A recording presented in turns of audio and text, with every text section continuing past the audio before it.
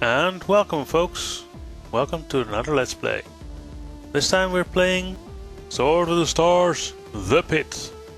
This is a roguelike based in the Sword of the Stars universe. The makers, Kerberos, have made two games that are more like Galactic Civilizations and such. And this is their roguelike game. There is an intro for this, which is normally first, but based on feedback from viewers, I decided to move it later after this introductory bit.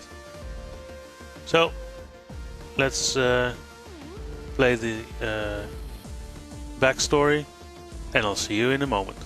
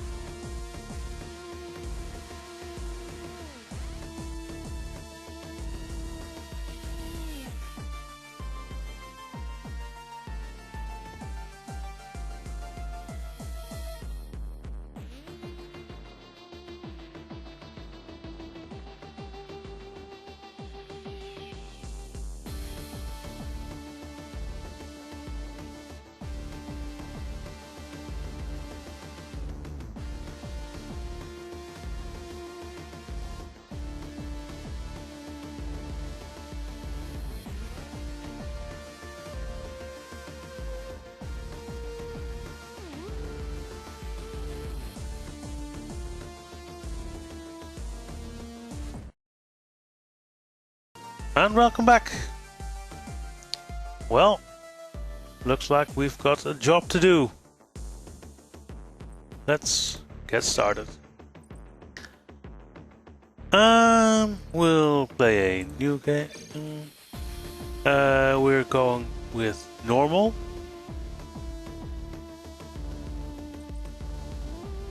We don't need any of these.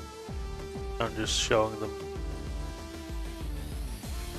These are really... Normal is hard enough because it's a roguelike, so you have... your character has one life. When they die, your run is over. And normal has enough of a difficulty as it is. So, what are we going to play as? We can be a marine. We can be engineer. As you can see, unlike the marine, he doesn't have very good combat skills, but he has high electronic and computer skills, what you'd expect from an engineer. And the scout is more of an in-between, a bit of everything. Sorry, bit of a burp there.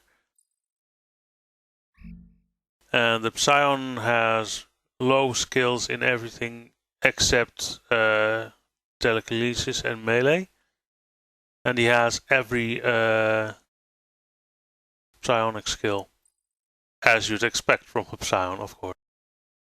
Then there's several different aliens who all have their own special abilities.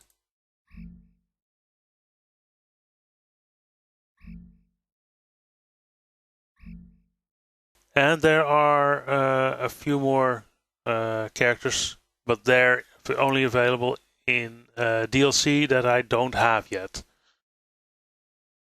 I have the gold edition, well, the basic edition with the gold edition upgrade, because the original that I had only had the three main these three characters. But yeah, I very much like the scout, and this is Toshiko, who has another reason for going in there than just finding a cure. Her twin sister is missing and believed to be there, which is incidentally Travis Hudson's girlfriend.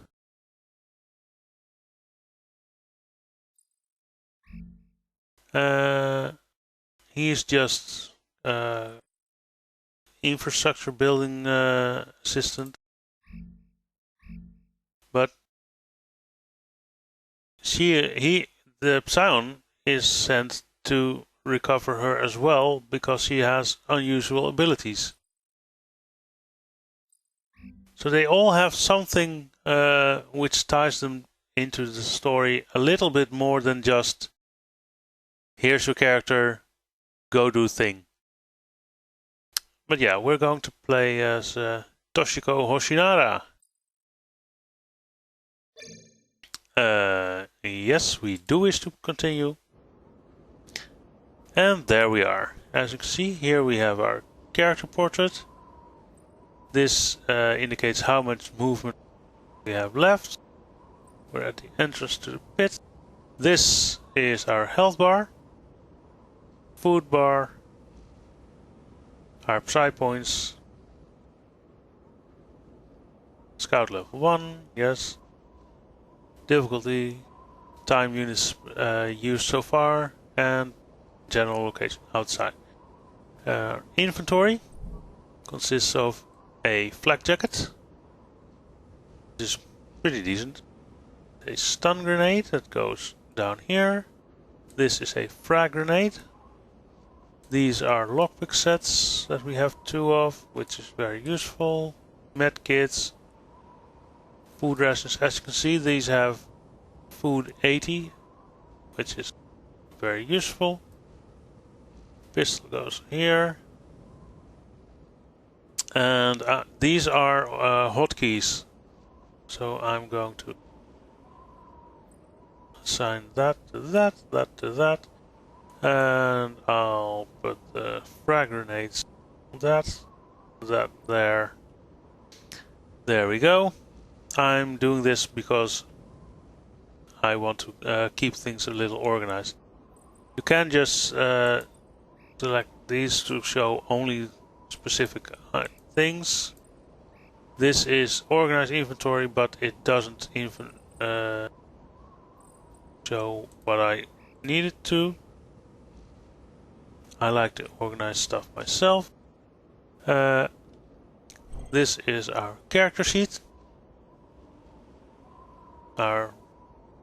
We don't have any radiation yet, which is the stat points and our skill points. The gray is the basic and the light blue is the final number.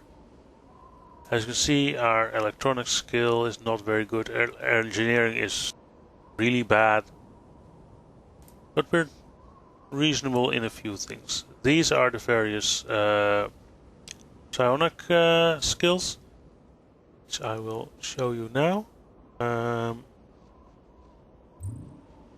There we are. There are 7 disciplines: empathy, telekinesis, war mind, redaction, manifestation, mecha empathy, and resistance. Resistance is very useful, especially for scouts who don't tend to wear massive amounts of armor. Psi shield requires 15 points or more out of the 10 we have. Psi armor means you get an extra armor layer added to your defense, which is very useful, but a lot of costs a lot of points. And redaction is very useful as well. This heals some of your wounds. This reduces any condition by 1 level, and there's quite a few.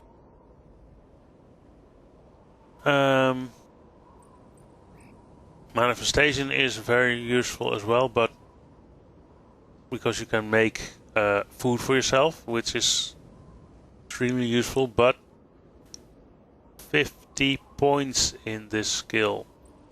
This costs a lot of effort. Mecha empathy is also pretty decent because you can basically feel mechs coming, which is very useful.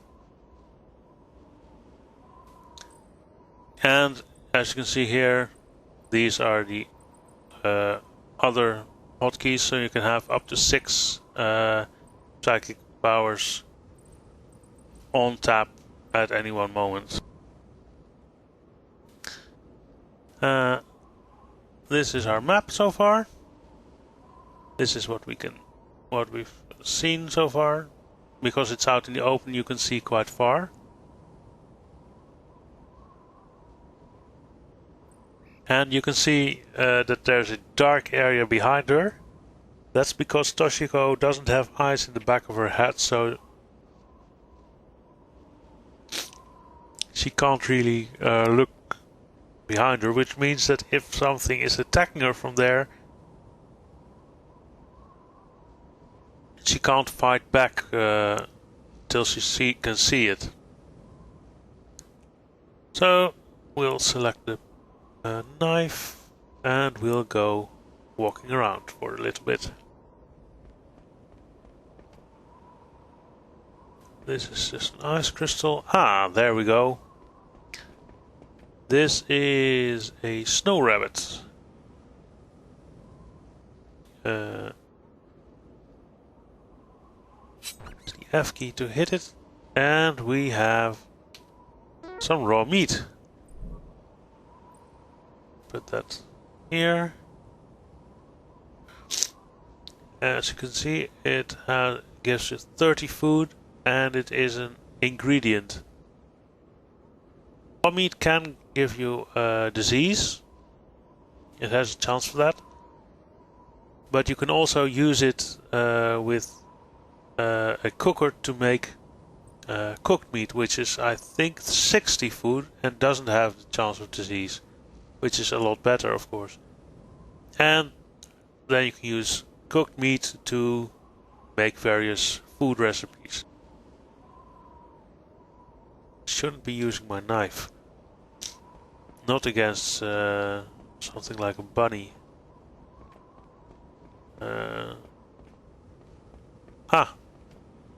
That is the entrance, but this is way more interesting. A tree, and we can shake the tree. So let's do that. Hey, foraging skill went up, we gained some XP and ice gems. And because the tree hasn't been grayed out, we can try it again.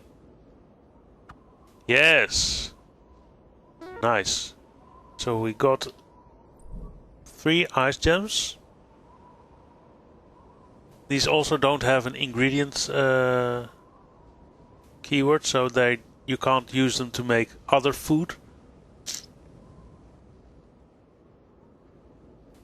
But yeah, these slow down your hunger, so your food bar goes down more slowly, which is very useful. And we managed to get 2 upgrades to our foraging skills, which is also a very nice bonus. Apologies, I'm having a bit of hiccups. Let's punch the bunny, punch the bunny. Now the reason why I'm punching this one is because this way I don't lose durability on my knife. The knife has a high durability stat, but every time you use a weapon or you get hit for your armor, there's a chance that it will take durability damage. And you can reduce that by increasing the skill with that weapon, for example, but it's still a dangerous thing. So you don't want to use a weapon if you don't need it. Broken robot, can't do anything with that. Have I seen... yep. Oh, hello. I seem to have missed another tree here. There are... you can have get various trees in this first level. It really depends on what you're doing. Oh,